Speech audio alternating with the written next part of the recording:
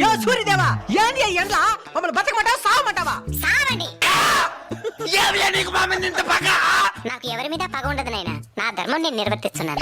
ఏది నీ ధర్మమో? మమ్మల్ని చంపేసేదా? మరి మీరు చెట్లను చంపేసినప్పుడు ఈ ధర్మం ఎక్కడికి పోయింది నాయనా? అట్లా నాకు తెలుసు. ఈ ఎండకి తలకు తోట్లు పడుతున్నాయి. మీరు వాడి ఏసీల వల్ల ఓజన పరికి ఎప్పుడో తూట్లు పడింది నాయనా. ఎండ ఎక్కువగా ఉంది, ఏసీ 2 పాయింట్లు పెంచు అని అంటారు గానీ ఎండ ఎక్కువగా ఉంది 2 చెట్లు పెంచుదామని ఏ రోజైనా అనుకున్నారా?